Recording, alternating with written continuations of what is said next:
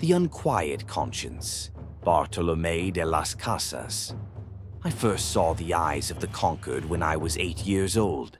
7 men from beyond the ocean, chained behind Columbus like trophies. Their silence was an accusation I wouldn't understand for years. I sailed to Hispaniola at 18, hungry for gold and glory, a conquistador with a Bible in one hand, a sword in the other. They gave me an encomienda, indigenous souls bound to my land by royal decree and terror. I told myself we were saving them, even as I watched Hatue, the Taino chief, burn alive in Cuba. His final words seared me. If Christians go to heaven, I choose hell. Still, I kept my slaves, even Africans, thinking their bodies stronger. God forgive my blindness. Then, in 1511, Friar Montesinos' sermon shattered my lies. Are these not men? By what right do you enslave them? That night, Scripture condemned me. The offering of injustice is a polluted sacrifice. In 1514, I freed my indigenous laborers, emptied my coffers, returned my land. Fellow colonists called me a traitor. Let them.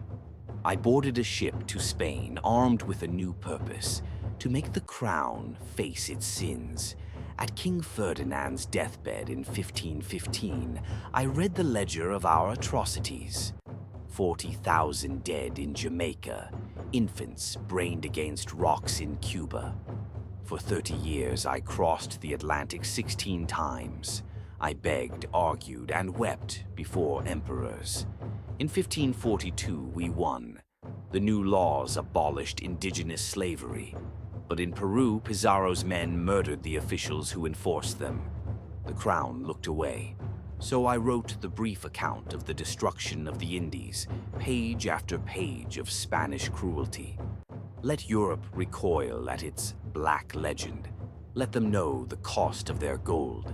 In 1550, at Valladolid, I faced Juan Ginés de Sepúlveda.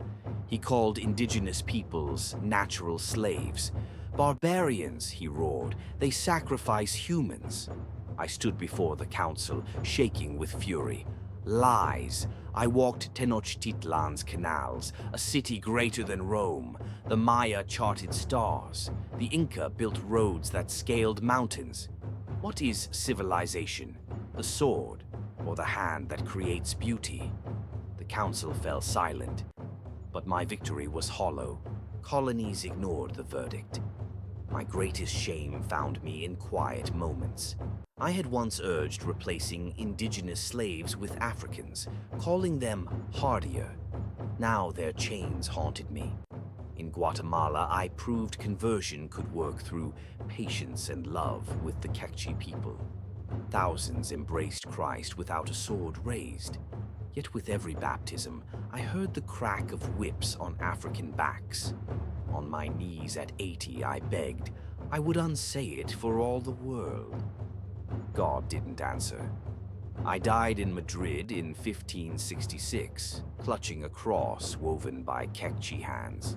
My last plea to King Philip to return stolen Inca gold was denied, but the ledger remains open.